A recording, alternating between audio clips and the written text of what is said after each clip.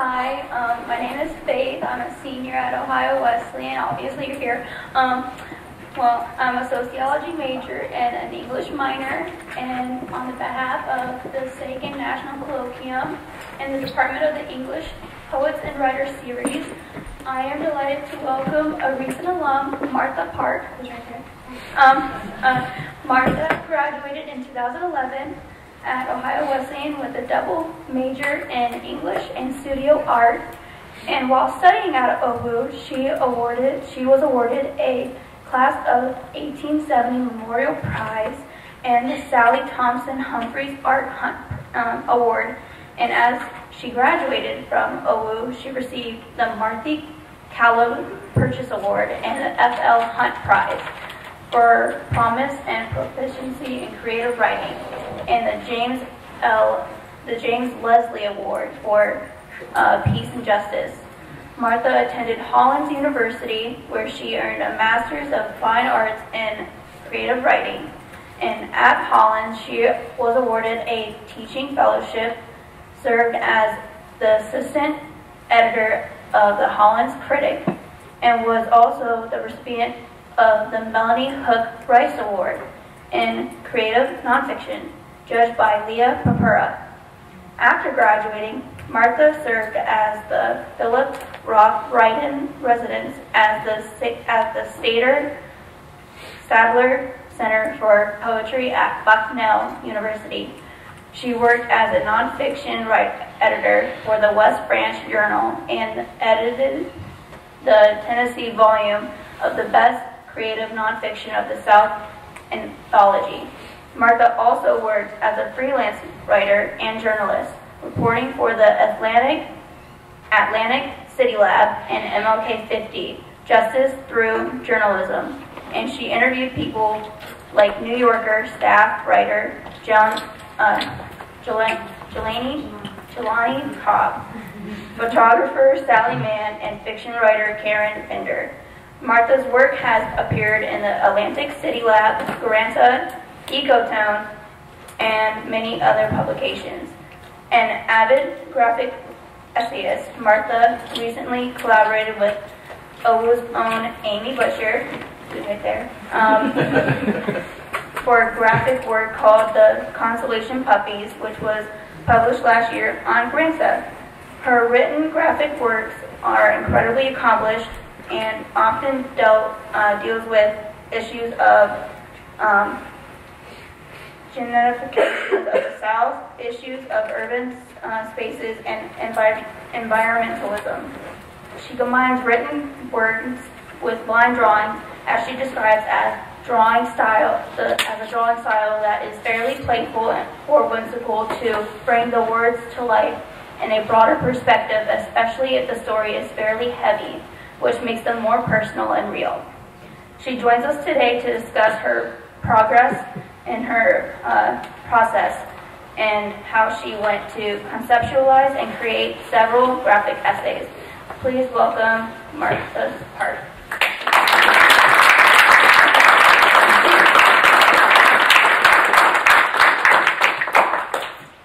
Hey y'all.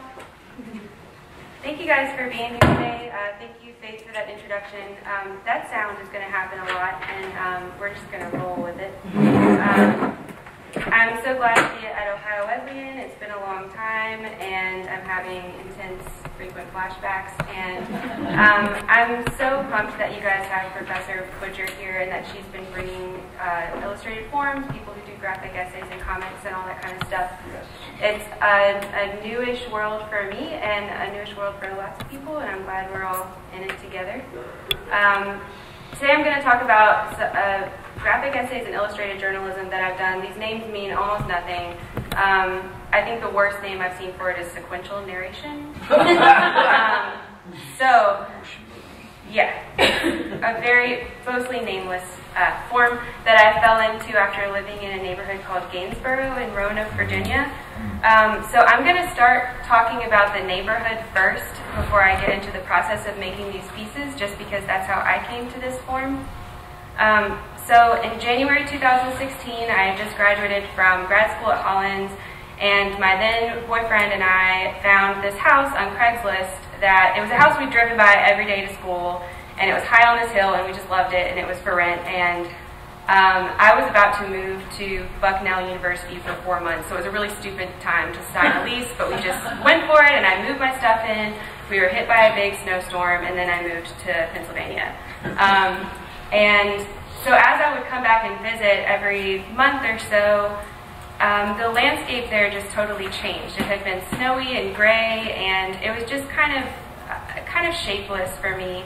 And then over time, I would visit into the spring, and everything was just turning green and coming to life, and I was able to realize what I had thought of as big yards or fields were actually a ton of vacant lots in this neighborhood. There were so many between each house, and I hadn't really been able to see them before.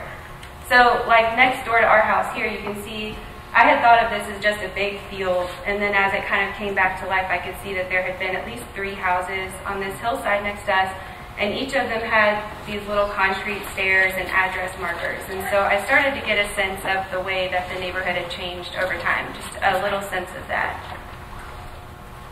I have 2 gadgets I'm working up here.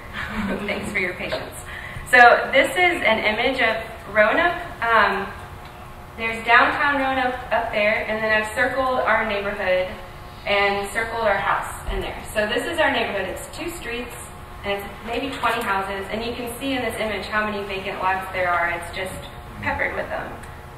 And so this is kind of the thing I found the most interesting the longer I lived there, is that these 2 streets were totally cut off on all sides by the rest of the city. There's downtown Roanoke above and Hotel Roanoke, which is this giant compound. Like anytime we needed to go downtown, we'd see our neighbors just walking through the hotel because that's the only way to get there. And then on either side of the neighborhood, you have a 4-lane road on this side, you have an interstate on-ramp on that side, and then this huge St. Andrew's Cathedral, which is high up on a hill. It's hard to tell here. So it's just a totally isolated little island, which I didn't have a sense of until we moved there. So as I would come back from Roanoke, I just started doing a lot of research about the neighborhood, and I got really into finding these archival images and trying to photograph the same spot just to see what had changed over time. So this is a picture from the mid-50s. This is the end of our street. You can see that the Esso station has turned into an architectural firm. You can see Hotel Roanoke in the back. They've added this giant Wells Fargo building. The house that was behind the gas station is gone. And the thing that is probably the biggest thing I noticed, which is probably the least noticeable thing really here, is that at one point there was a straight street grid here, and instead they've curved the residential street and added an interstate on-ramp, which just seemed like a big change. And I wanted to learn more about what had gone on in our neighborhood. So this was an old photo I found of our house on the tax assessment website. This might not be exciting to anybody else, but we'd see these flecks of green or red paint and just wonder what our house had, what iterations it had gone through. So once I finally moved back to Roanoke at the end of my residency, I started spending every weekend at the library and just going through folders. I met little old ladies who lived in the neighborhood forever. I started listening to the oral histories at the library, and my neighbors actually just started dumping folders on my porch, just like old photos, and it was awesome. It was like we were all trying to figure out what the heck had gone on in this neighborhood.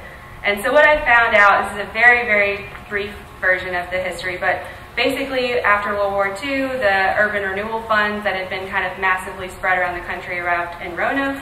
And from the mid-50s through the mid-90s, the city displaced thousands of people and destroyed hundreds of homes there. The city would promise that people could buy back homes, new homes, on the same lot where they had just lived, but that never happened. And instead, the houses were bulldozed. The hills were actually bulldozed flat, so they changed the topography of the place. This is obviously, should be obviously a historically black and immigrant neighborhood. And so they rezoned that land. They bulldozed it, rezoned it, made it commercial land, put industrial use on there like a Coca-Cola factory, a giant civic center. They put the interstate to connect the newly suburbanized white people to the downtown. And so people who had been in these houses, who had been renters, ended up moving into the public housing that the city built as part of the urban renewal funds. People who had been homeowners had been debt-free, but were also usually given like $3,000 for their house. So in order to move elsewhere, they had to take in debt to buy another house. And so what I found out, so why our two streets are these little island, is that by the time they made it to our two streets, the city had run out of money. And so people would hear their house is going to get bought by eminent domain, but it never seemed to happen. And I actually found a news story about a town hall meeting where someone raised his hand and said, should I buy oil to heat my house this winter? Because it always felt like people were going to come and take your house. And so what happened with people's houses is that sometimes they were taken and destroyed, but more often in our stretch of the neighborhood, they were just destroyed by neglect because people didn't want to sink any money into their homes for good reason. So this started to give me a sense of why our neighborhood was shaped the way it was. So these images show two sides of the same street. I know it's kind of hard to, I'm going to try and talk through it. So on one side at the top, there's on the left a street of Black and immigrant-owned stores, churches, stuff like that. And on the top, the right, that's that St. Andrew's Cathedral, which is a very moneyed congregation. On the bottom here is the same, it's looking the opposite direction on the same street, so you can see St. Andrew's up there, and then houses and businesses over here. And this is where we would walk our dogs every morning. So here's a picture of it now, and you can see that all those stores and homes are gone. They've built the interstate, they've added the Civic Center, and they've kind of shaped the landscaping to support St. Andrews. So it's just little corners of the neighborhood that as you know the story, you can start to see the way that the city has reshaped the landscape really physically.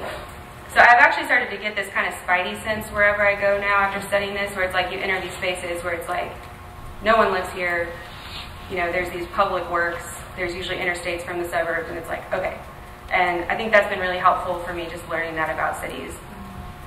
So in June of 2017, I'd been living in Gainsborough for a year and a half, and I published my first piece, which was just straight written journalism. It was an article about a building that had been the Dumas Hotel, which was in the Green Book. And so it was this historic site. It was beloved by the community, and it was owned by the city, but it came up for sale and the neighborhood wanted to buy it. So this is a story about a building that exists, and I still don't know what's going to happen with this building. It's very contentious. But in the process of researching and writing the article, I talked to this academic. Her name was Candace E. Taylor. And she had actually developed an app that would allow you to go up to a vacant lot where a Green Book site had been and hold up your phone, and like an image, like a hologram, would appear. And it's kind of a way of resurrecting these spaces. And it just seemed like when I was thinking about the vacant lots and how to share some sense of what it does to a neighborhood to be plundered in this way, to bring back the images of these spaces seemed pretty important, not just to write about them. So eventually I did two illustrated pieces. The first I consider a graphic essay. I'm going to talk about that one first. That was published in Ecotone magazine, which is in Wilmington, North Carolina.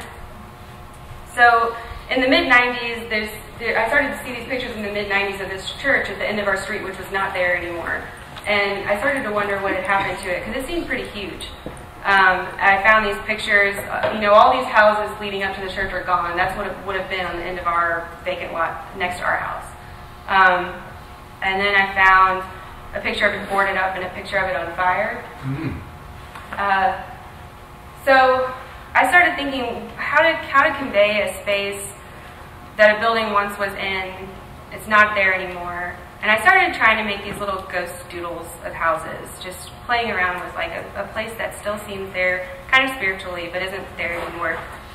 But ultimately, I was really interested in the spaces that were left behind when these places were gone. A lot of times, for whatever reason, it almost felt cosmic. The city wasn't able to build back there for whatever reason. So there's these huge empty spaces.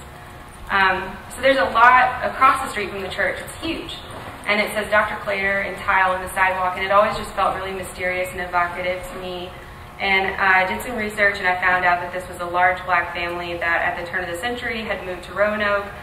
They built a mansion. They all went into dentistry and medicine. They started a neighborhood hospital that was just behind their house, and they were just these pillars of the community. And at first, I did the same thing, trying to figure out. I found a book. This is the only image I've ever found of their mansion. So I was trying to figure out how to convey this space, and then I realized ultimately I really just wanted to focus on the lot itself that was left behind.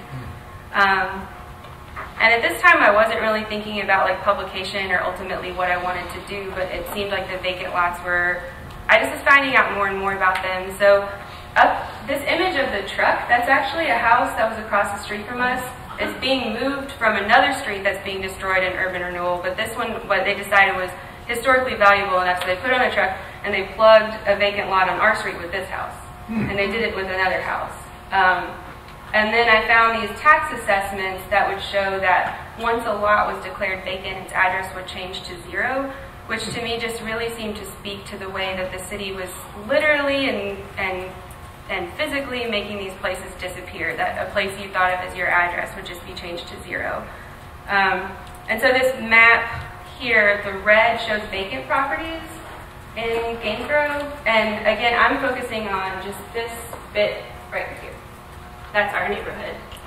But you can see the scale in the whole area is quite a large bit of vacant land. So I started just trying to draw each vacant lot and just really take my time with each one in our neighborhood. And I started thinking of them as portraits.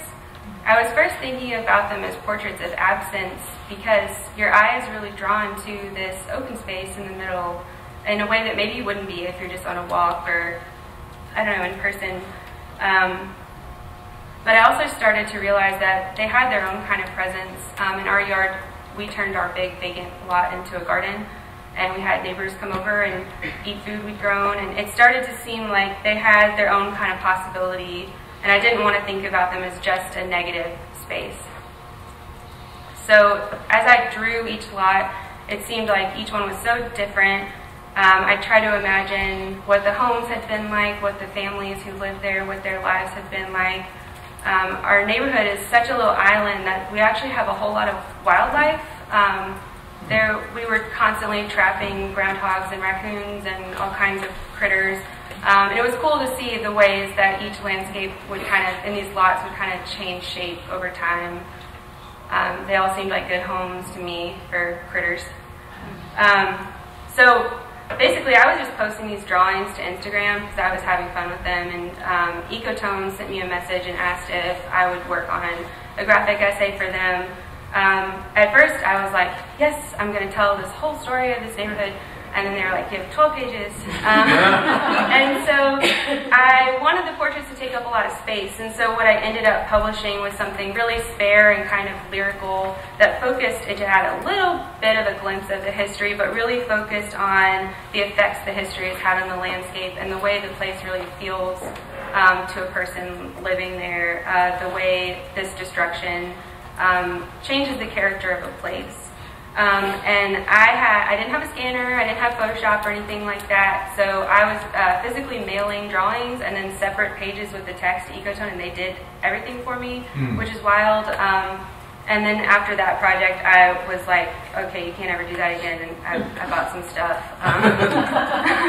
And the second graphic essay or illustrated journalism, this is a more journalistic piece, was published in the Atlantic City Lab, and I pitched this to an editor as a history of urban renewal in Roanoke, Virginia, and they were online, so I could have as much space as I wanted, and it's really different in every way from the first piece. It's a really sweeping history of the entirety of urban renewal in Roanoke from the 1950s past the 90s onto the present. And the end page, it closes with my neighbor Evelyn. She's a little old lady, and she's tough as nails, and she was saying, this is what the city's going to do. They're going to take Loudon Avenue, and they're going to put a highway out to Salem. You know, she just has, she's got them on lock. And it had this feeling of not just a story about the past or even the present, but how this continues, how neighborhoods are destabilized and can stay vulnerable forever. So I sourced the imagery from archival documents and photographs. I took pictures out on walks, and some stuff I kind of made up. These are images you can see. I was going into these archival images and trying to make a place that would feel familiar or accessible to someone who'd never been there before. This is 6 attempts at a first page. And this graphic essay took me forever. And I was really trying to figure out how to combine the illustrations with the text. I drew each page, hand-lettered them, scanned them, and then I ended up replacing all the text with a font I bought from a random artist on the internet because my editor was always like, I can see this whiteout. You can't use this whiteout. And I thought this was a cool, I don't think I have the most coherent visual style of some artists, because I'm still figuring it out, and I think different images require different things. But on the left, I used an archival photo of President Truman signing the Housing Act of 1949. Wow. And on the right, I just made up an image of people watching houses burn after I found out that the local fire department would burn houses for practice. So they were burning these houses in the neighborhood, but also bringing out the fire department to learn how houses burn. And I wanted to figure out how I could convey that image and kind of channel what it might feel like to see your house offered up for practice like that. And so in the smoke, I compiled some of the big picture numbers about the number of houses that were taken, the fact that there was a black cemetery and they moved all the bodies to a mass grave outside town. And I felt like this image kind of, for me, it accessed some of the pain of that. And I think illustration, I didn't have an illustration class here at Ohio Wesleyan, and that's probably something I missed out on that existed, but I didn't take one. And what I'm trying to learn on my own now is how to have illustration that moves beyond depiction, but is an essentially nonverbal element of the story that's complementing and adding something instead of just repeating what you've already said in a different form. And these two images on the left, I found quotes in just various articles spanning many decades, and I would pull them out of just what Roanokeers thought about urban renewal, and I would make up images for what they might have looked like. Versus on the right, I interviewed lots of people, and so those are quotes that I'm getting from them directly, and then illustrating photos that usually I've taken of them. And these two images, on the left is a woman named Mary Pickett, who was on the city council in Roanoke in the 50s, has just been diehard about urban renewal, that it was the right thing, that some people just had to suffer for the city to grow, all that kind of stuff. And on the right is a man named Martin Jeffrey. He's a community activist, and he just made the case so beautifully for what damage this has done to people and continues to do. And it felt really powerful to me to be able to put them side by side. They're separated by many decades. To see how this is still unraveling for people. And I think that's part of the strengths of this medium, is that it's super malleable and you can tell wildly different stories. You can sometimes only have 1,000 words that in an article might take you 3,000 because you have to do all that like just sinewy nuts and bolts stuff. And there's something I found about including an illustration that allows your reader to make these associative leaps with you. You don't have to move them through a piece so precisely. And that's super helpful for me as someone who's working full-time, which I don't know any students that are entering into the world and wondering about making art with a job, holler at me. And one thing I wanted to note is that I used to have this fear if I wanted to write about something and I found pieces about it, I'd think, well, someone's already written about it. I don't need to, I need to move on and find something secret that only I know about. And there had been whole books written about Roanoke and urban renewal. There had been these special editions in the newspaper that would really delve into the history. And so it seemed to me that this story had been told at least up into the mid-1990s. But there wasn't anything online about it. There wasn't a contemporary update from the mid-1990s to now. And there weren't any images really to go along with, especially the books. And so to me, there was something about this story that seemed to hit at the right time in Roanoke. It meant a lot to a lot of people. And I think especially that quote from Evelyn when she talks about the city taking Loudon Avenue, people could see with her that this is going to keep going. And so in Roanoke, I've heard about different local nonprofits using this piece in training for local employees to make sure they understand the history of the place where they're working. I've had teachers contact me and ask for the image files because they hang them in their classrooms, which I didn't even think about, but this helps kids learn about the history because the images really draw them in. And the public school system in Roanoke has started applying for grants, and they're going to rehab what's left of the cemetery. There's a tiny corner left where there are still some people buried along the highway. And so they've taken that on as their school project. Right now, it's crazy. It says like Old Lake Cemetery, and it says like the dates, and then it says like whites on this side, blacks on that side. And that's all that's there, and it's just right on the interstate. And so that means a lot to me that they're wanting to invest in making that a place that honors that history. And so I've continued to work in this medium. I really don't know what I'm doing, but I'm having a lot of fun. So these are some images from other stories. I've written about the end of the Foot Homes public housing in Memphis and the end of public housing at large in Cairo, Illinois, and the massive amount of vacant housing that's left behind, which seems to me like if you're forcing people out of public housing and making them move to another town, they could just live in all these empty houses that are all around them, but that's not happening. And I've written a piece about this man named Tom Lee in Memphis, who's a local hero whose house is falling apart. So this is just a screenshot of my author page on CityLab, which I think it's cool to see how different pieces kind of call for a different style of work. And I think when I came to Ohio Wesleyan, I really wasn't able to choose between writing and art, and I felt kind of like a lesser artist, or that I wasn't able just to focus on one thing. And over time, I've really become kind of proud of bringing in the process of discernment into my work, that different stories call for different mediums, and that's something I feel like I started to intuit here and have really taken ownership over the past couple years. And I think that's something that I'm excited for as students learning about this kind of work here, move out into the world, is just listening to the story first and then kind of picking how you're going to tell it later. So that's pretty much it for me. I'd love to take any questions you guys might have about anything.